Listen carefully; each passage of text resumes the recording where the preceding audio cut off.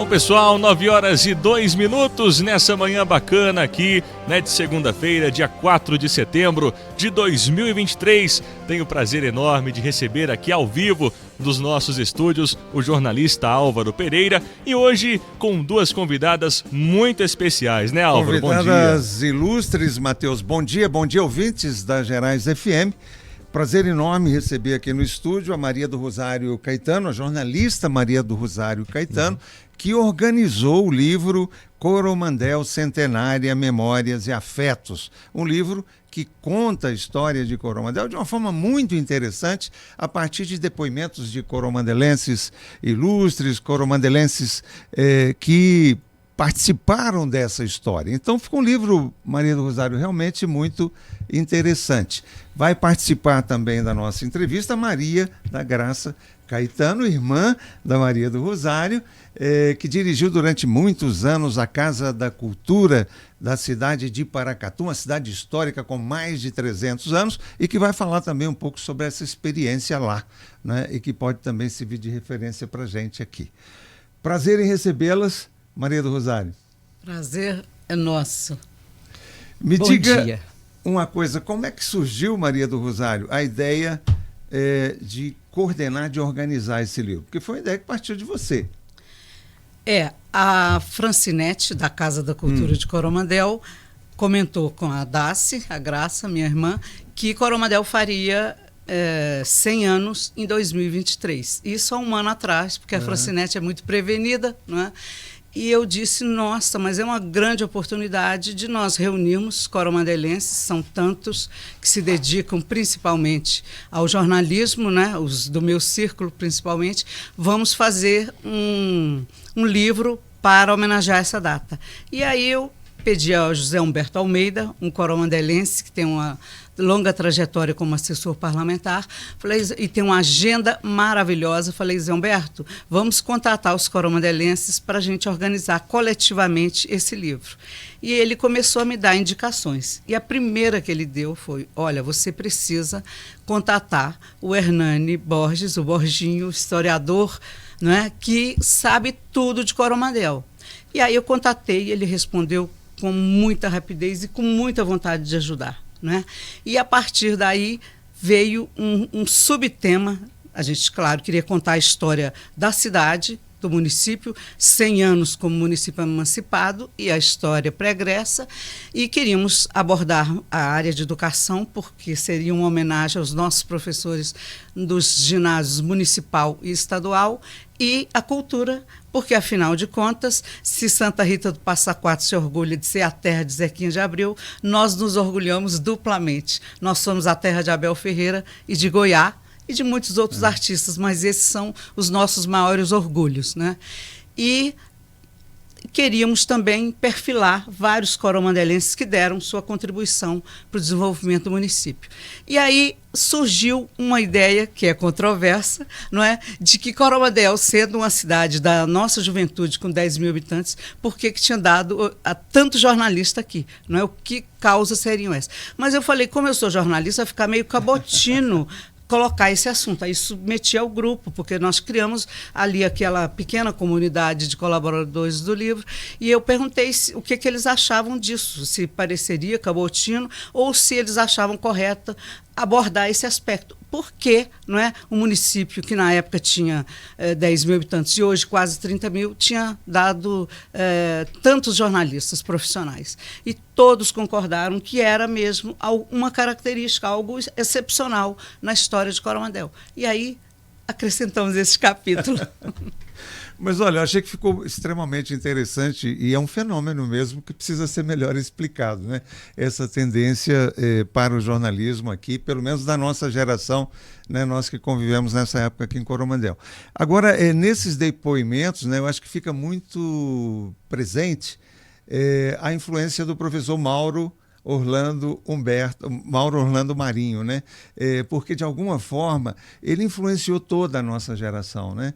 E isso explica, em parte, talvez, essa nossa opção por ciências humanas, né? Essa nossa opção também por cultivar história, cultivar arte, cultivar cultura. E, de alguma forma, a figura do professor Mauro foi muito homenageada também nesse livro, né, Maria do Rosário? Ele é para a nossa geração, né? Nós somos todos aqui da mesma geração. O livro, aliás, tem um pouco esse recorte, não é? Então, as pessoas que estão ali foram as que vivenciaram Coromandel na segunda metade dos anos 50, quando houve um influxo aqui de atividades culturais muito grande, nasce o Cine União e uma série de outros projetos culturais, e principalmente dos anos 60, que foi a nossa fase de colégio, de escola primária e de ginásio, né? E então a Coromandel contemporânea pode achar o livro um pouco nostálgico, né?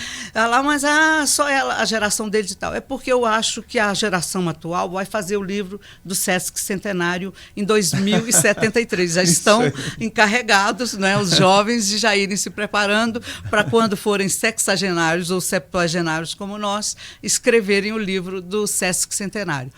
Mas o professor Mauro, ele era assim, eu brinco que ele é uma mistura de Pascoal Carlos Magno, que era um grande diretor de teatro e animador cultural, com Ibrahim Suede, porque ele gostava muito também da vida social coromandelense, né? Boa definição.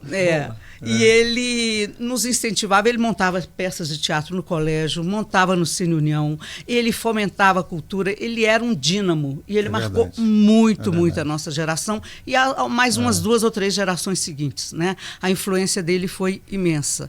Então, além dele, tem um bloco de educação, com destaque para o professor Laércio Mendes de Sá, Mabel Andrade Dairel, quem mais? Alberto Matias, professor Odilon Roberto da Silva, de matemática, que nos fazia penar com os teoremas, não é? E Dona Terezinha Rodrigues Pereira, que para nós, para minha turma, é uma coisa espantosa, porque ela foi nossa professora do 2º ano primário até a 8ª série. Então, por 7 anos, ela acompanhou esse grupo.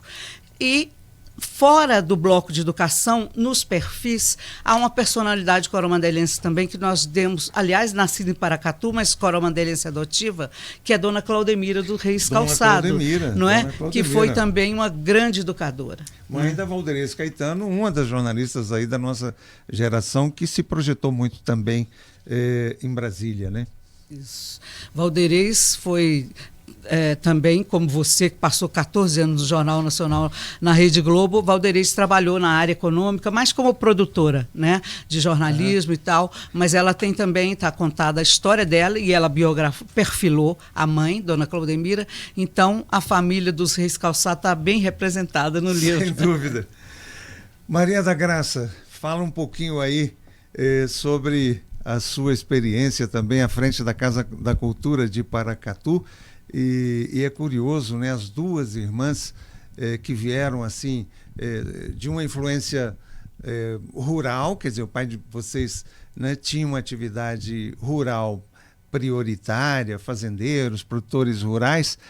Como é que vocês desenvolveram, né, essa vocação tão forte para a educação, para a cultura? Como é que vocês explicam isso? Bom dia, ouvintes. Bom dia, Álvaro.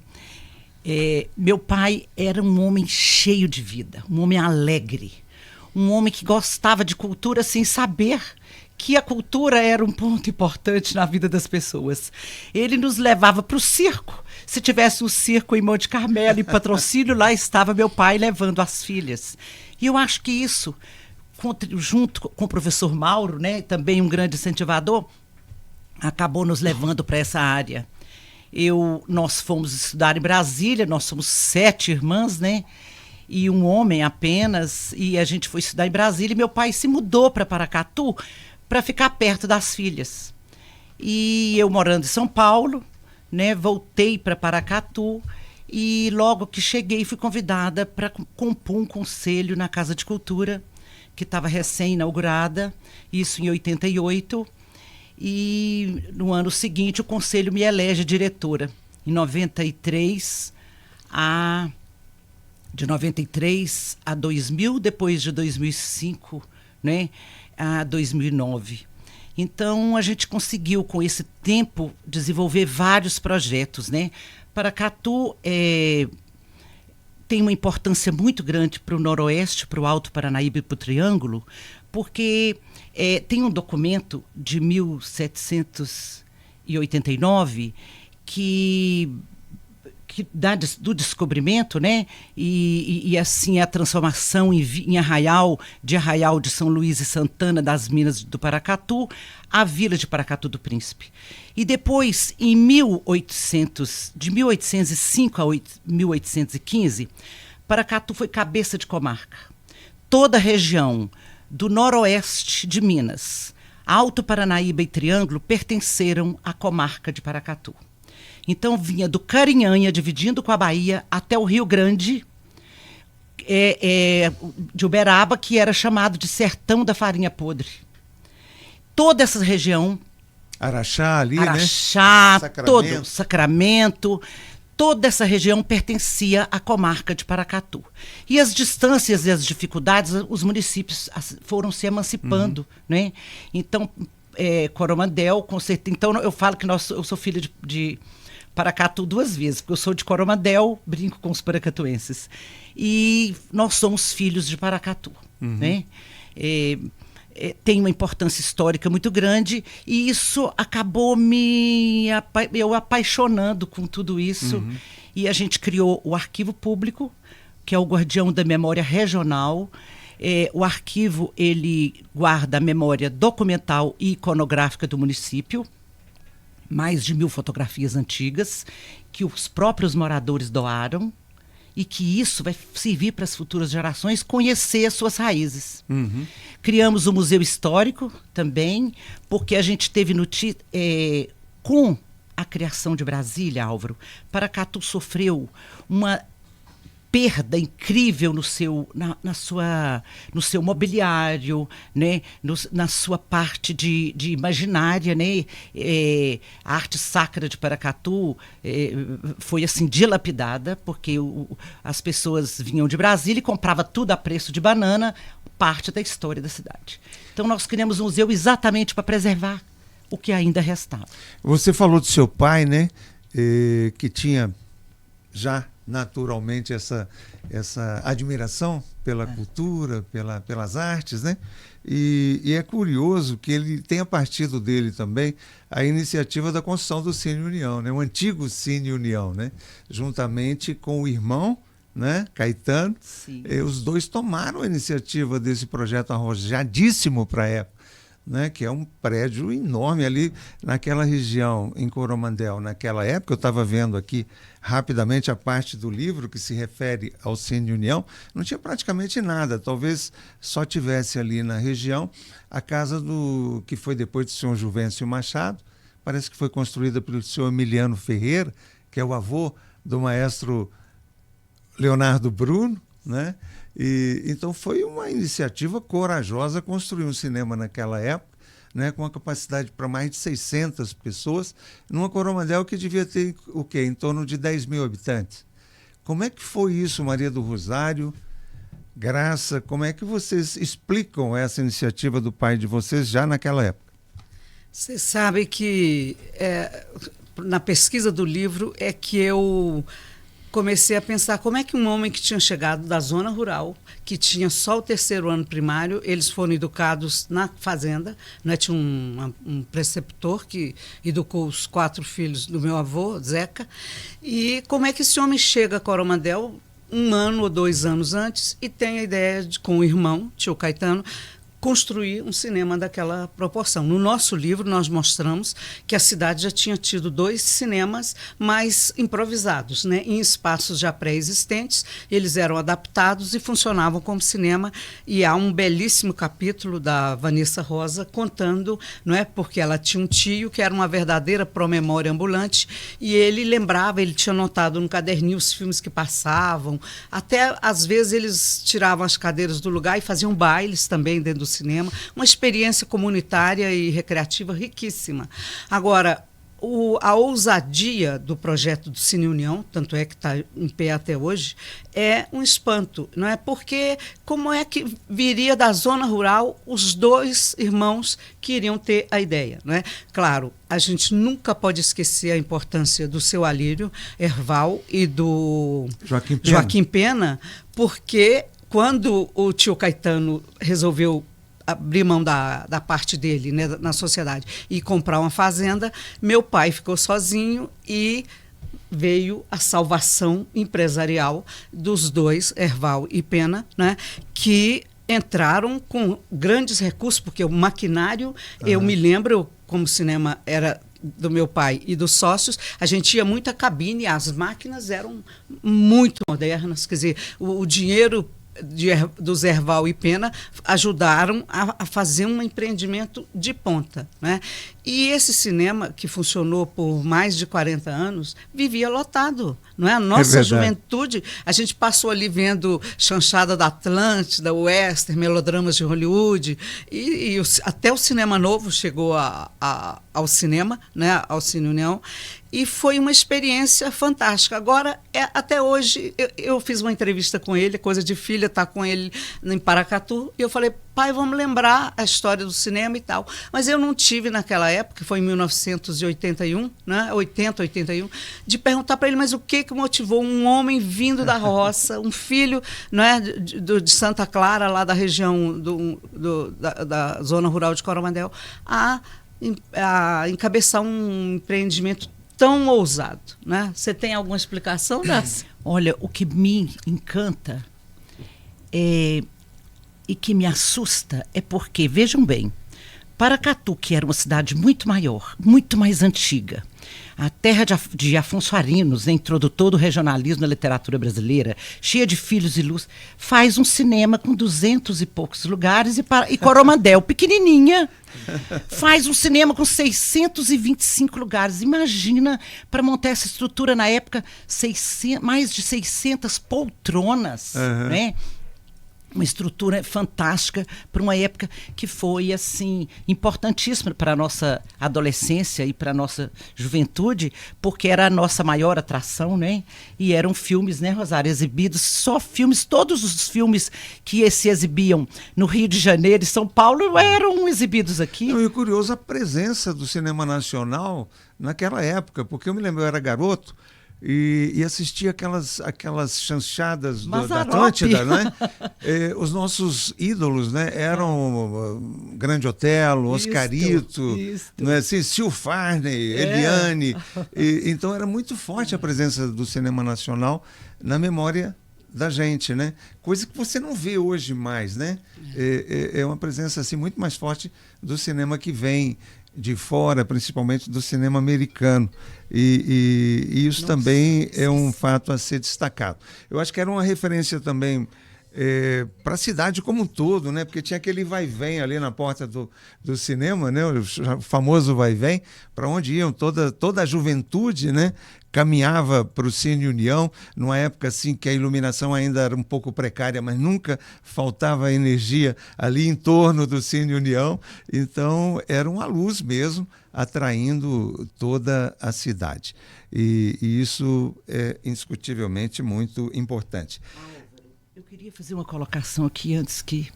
O dia que a Francinete me ligou, me mandou uma mensagem dizendo que meu pai ia ser homenageado por ter sonhado e realizado um sonho da criação do cinema, de uma atração para a nossa geração.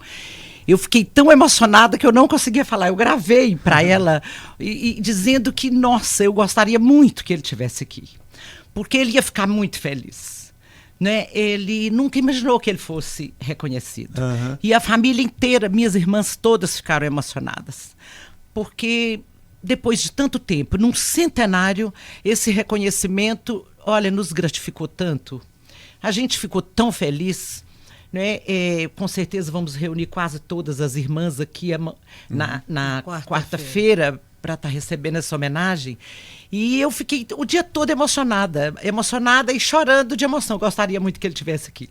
Mas estaremos recebendo para ele e, assim, muito felizes, porque eu acho que o reconhecimento de pessoas que se tornam exemplo e que fazem história, ele precisa acontecer, porque isso é incentivo para as novas gerações.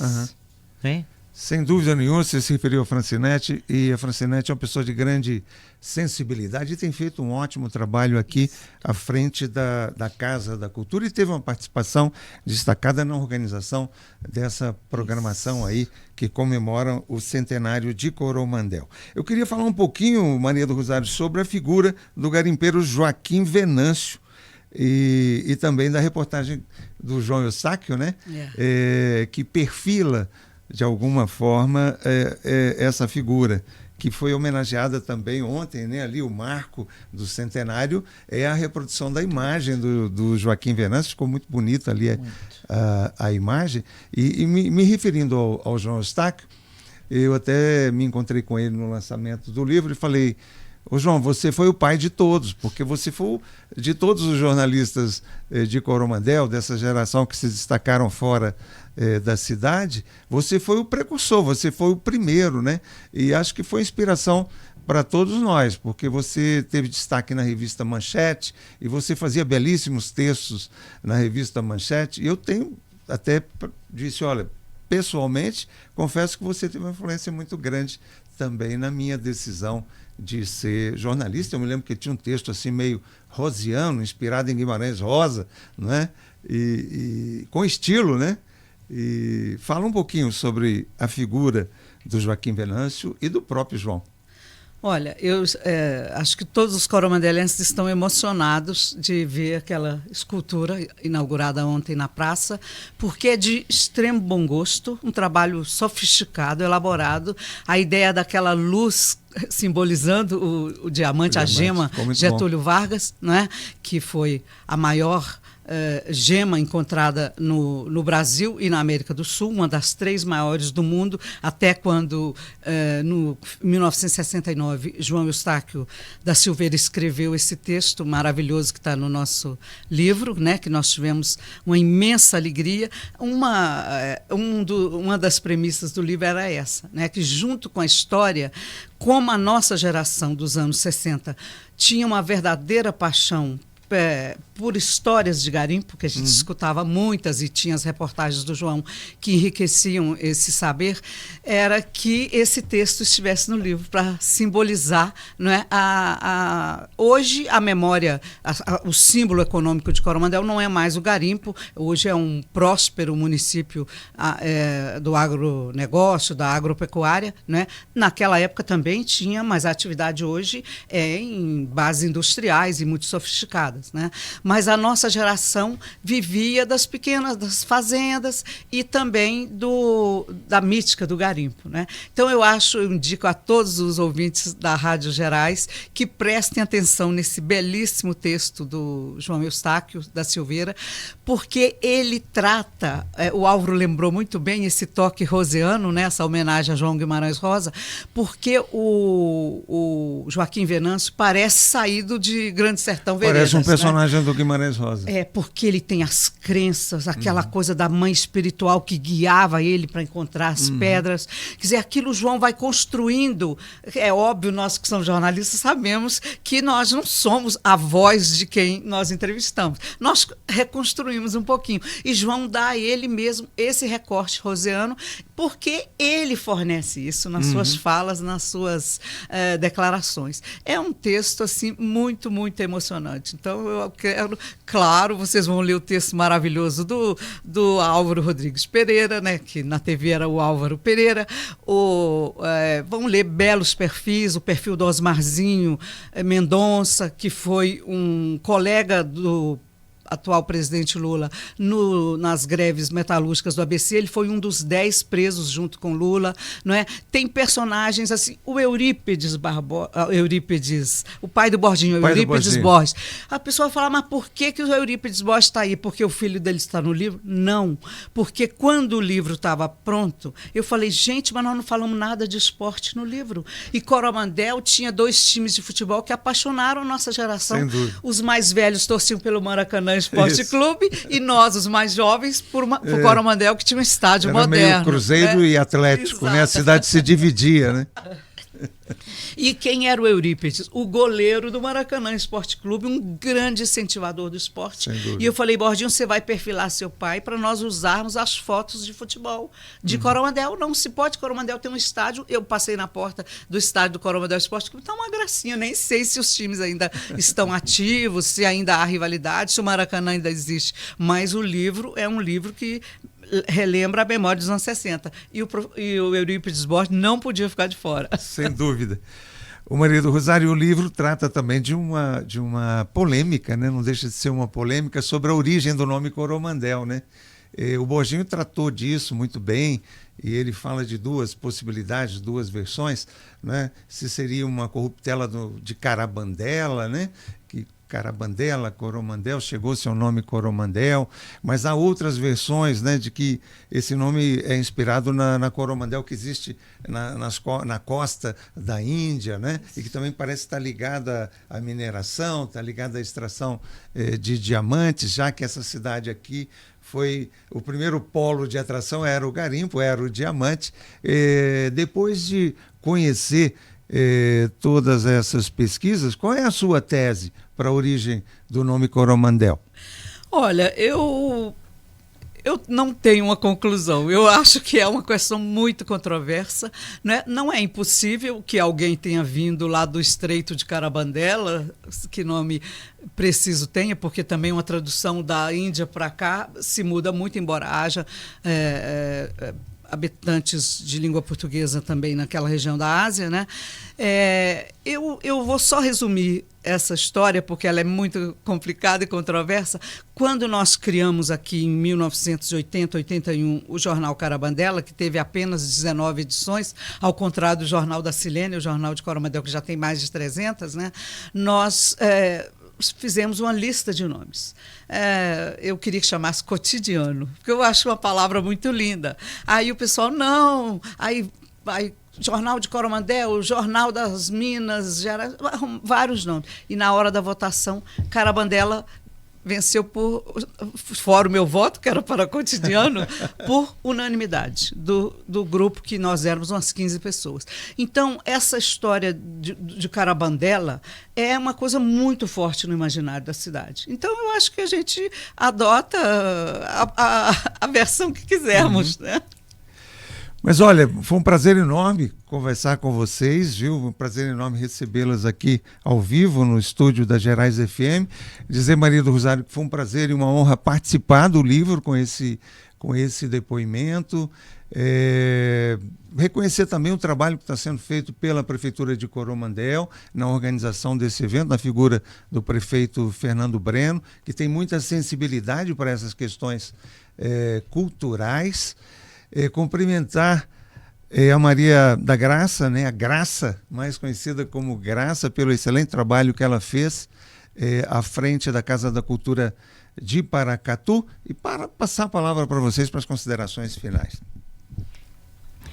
Bom, eu participei no livro, tive a honra de estar nesse livro falando de Goiás, né, Álvaro, porque eu convivi com ele os 3 últimos anos de vida dele em São Paulo.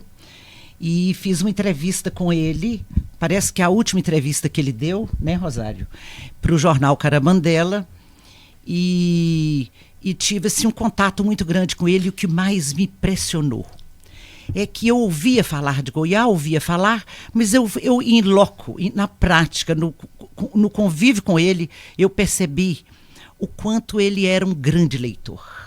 A biblioteca dele era muito diversificada. Ele lia Castro Alves, Catulo da Paixão Cearense, muitos autores brasileiros. E eu fiquei encantada com aquela biblioteca dele. Aí eu pude ver de onde saíram letras tão bonitas, tão sofisticadas. Né? Uma pessoa que só estudou até a 4ª série primária, né? Isto. Ele era um autodidata. Um autodidata, isso me encantou. Mas a leitura, ela é fundamental, né? Para a formação das pessoas. E ele foi um exemplo disso. E quero te agradecer a oportunidade de estar aqui na cidade que está no nosso coração, né? As nossas raízes estão aqui e é um amor diferente, é uma questão de pertencimento. É uma grande família, né, Coromandel? E muito feliz de ver uma rádio assim, tão organizada, com essa proporção. Fico orgulhosa. Parabéns, Álvaro. E quero parabenizar também a Francinete pelo dinamismo, pelo carinho que ela conduz à cultura da nossa cidade. Cumprimentar o prefeito, tão atencioso, que também esteve em Paracatu no início do seu governo, para conversar com todos em Paracatu, conhecer lá a experiência de lá, e que me procurou e eu pude passear com ele e mostrar o que tinha sido feito e o que vem sendo feito lá. E que seja, sim, exemplo para Coromandel, né? Fico muito feliz, estou aqui à disposição e espero nos encontrarmos para falarmos da questão do cinema, Álvaro, né?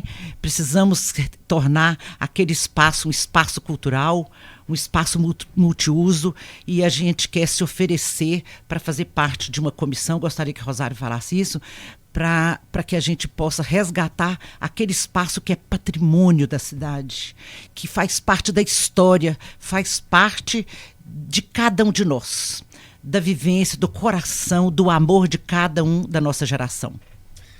Maria do Rosário. Bem, primeiro, a Graça já tocou no assunto, agradecer a outorga em memória a meu pai, Geraldo Alberto Figueiredo, né, o Geraldo Caetano, de cidadão centenário. Não é? Isso, como a Dácia já disse, alegrou muito a nós todas, as 7 filhas dele, porque nosso irmão Zezão já se foi. Não é? E segundo, vamos sim fazer tudo, os coromandelenses que vivem no município e os que vivem fora, não é? Unir forças, formar uma comissão para estudar mesmo soluções para o resgate do Cine União, não é? Que resiste desde 16 de fevereiro de 1957, quando foi inaugurado com um filme sobre o circo, para mostrar a paixão do meu pai pela atividade circense.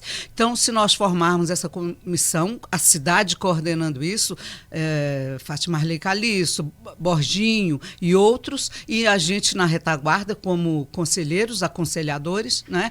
E vamos encontrar, então, uma solução para que o Cine União renasça como um centro cultural, um centro de convenções, um espaço museográfico, não é? Para uma exposição permanente da memória da cidade. Seria maravilhoso um ponto turístico para atrair visitantes, né, a essa cidade, a esse município tão bonito que está vivendo essa fase de uma verdadeira primavera cultural, né? Eu ontem, olhando por aquela imagem do garimpeiro, eu pensava, olha, que bom, nada como um município que preserva sua memória e vê o futuro, né?